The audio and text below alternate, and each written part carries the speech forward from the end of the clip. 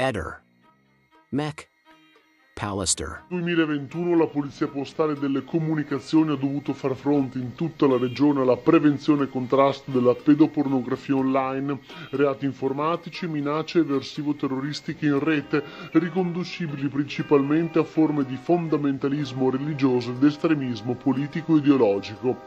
A livello nazionale il Centro per il contrasto della pedopornografia online ha visto un aumento delle indagini pari al 70% rispetto all'anno precedente e un aumento delle perquisizioni dell'87% rispetto all'anno precedente. I dati in Friuli Venezia Giulia rispecchiano il trend nazionale. È sempre più diffuso il fenomeno degli attacchi informatici e reati contro il patrimonio e la persona.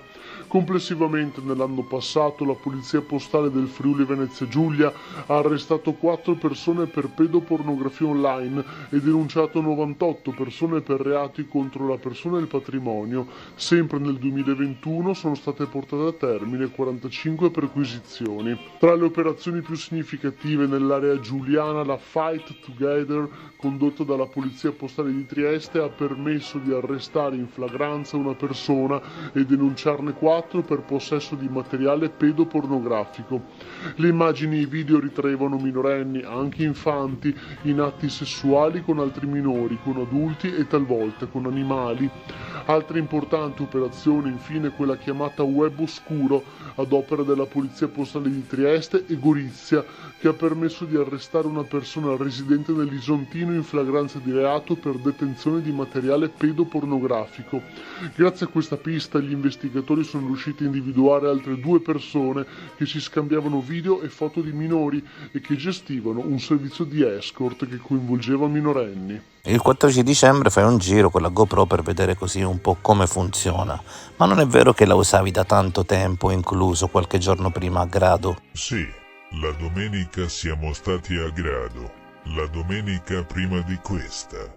Perché sabato eravamo a San Lorenzo perché hanno presentato un libro in cui io avevo dato la mia opera fotografica e di conseguenza poi siamo rimasti lì a pranzo con questi nostri amici.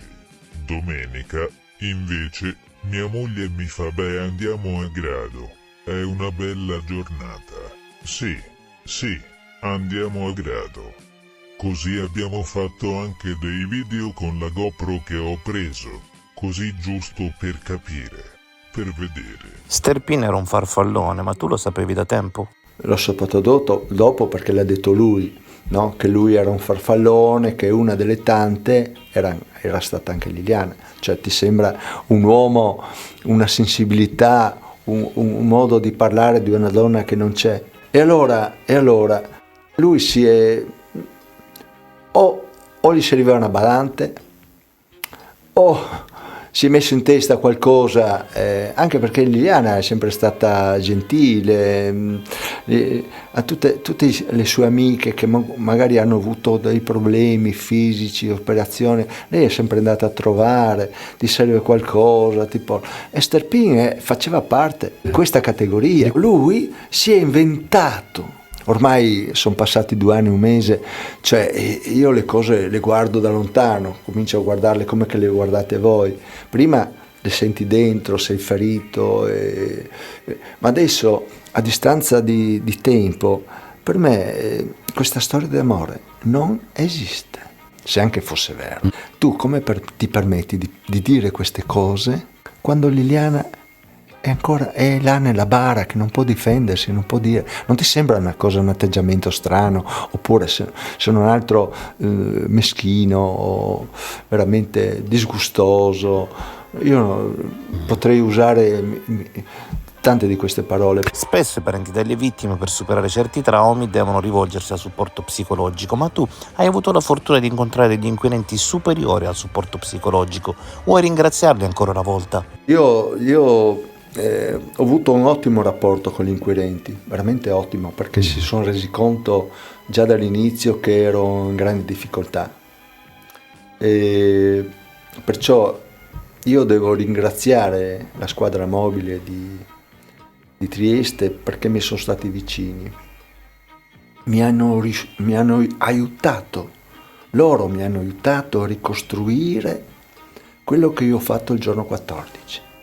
perché per me era nebbia, certo. nebbia totale. E anche nei periodi successivi sono venute a casa mia 100 volte, sono andato in questura non so quante volte, ho aperto la porta, hanno guardato, hanno osservato, hanno cercato, una delle cose che veramente mi ha ferito, mi hanno detto: ma ti ha lasciato un scritto, l'hai trovato, di la verità, di che l'hai trovato. No, io non ho trovato nessun scritto. Evidentemente forse loro sono partiti con questa idea del suicidio, secondo me. Lì siamo, cioè, è una procura che sta lavorando, ci sono dei medici, ci sono dei professionisti, cioè, secondo me loro hanno messo insieme tutte queste cose qua. Se avevano qualcosa nei miei confronti, io non sono stato neanche mai indagato. No. Della banda degli onesti cosa pensi? Diciamo, quello che stanno dicendo non mi crea nessun problema. Il dottor De Niccolo ha risposto a queste cose che stanno dicendo che comunque non sono interessati di quelle cose che stanno dicendo. Ma io ho anche parlato col mio avvocato, gli ho detto: ma no, che querele vuoi fare? Lasciamoli parlare.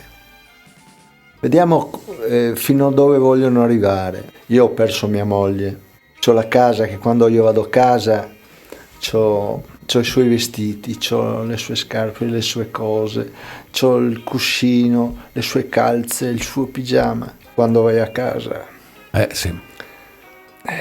cambia tutto dentro di te, cambia tutto. Questa nuova autopsia aiuterà a far luce? Anche dopo tutto questo non verrà fuori niente, secondo me. No. Bisogna guardare le cose. Grazie a Liliana sei diventato una star. Qual è stata l'intervista che ti ha gratificato maggiormente? Da Bruno Vespa, ha telefonato lui, mi ha detto: Sebastiano, voglio averti porta a porta, e sono andato. Per me è stato una cosa meravigliosa, perché mi sono trovato di fronte a un uomo che ha intervistato il mondo, mi ha trattato benissimo. Un buon giornalista si vede dalle domande che fa. Allora immagino che i migliori giornalisti per te siano quelli di quarto grado. Tornando invece al discorso dello scooter, abbiamo identificato il proprietario che abita molto vicino a Liliana, però è triestino, quindi lo scooter l'ha preso usato. Ed sull'app che tu hai usato per il motorino risultano anche le revisioni? Hai tagliato il video proprio finita la parte dell'assicurazione. Ho messo io i dati perché ho visto il numero di targa e nella mia app, che non è la stessa che usi tu, c'è anche delle revisioni, e la cosa che mi ha colpito è che ha fatto 2 revisioni 2020-2023. Entrambe con lo stesso numero di chilometri preciso, e la cosa non è normale a meno che non rilevino i chilometri quelli che fanno le revisioni. Ma questo motorino che da Palermo arriva a Trieste, che viene revisionato nel 2020 e nel 2023, entrambi con lo stesso chilometraggio preciso, come è gestito? Immatricolato nel 2005 e poi viaggia per Trieste nel 2021 revisionato e nel 2023 revisionato con lo stesso numero di chilometri, non mi sembra una cosa normale, anche perché solo per aver girato per Trieste qualche chilometro deve averlo fatto, visto che lo vediamo in vari posti della città. Ehi, non dimenticare di iscriverti a questo canale.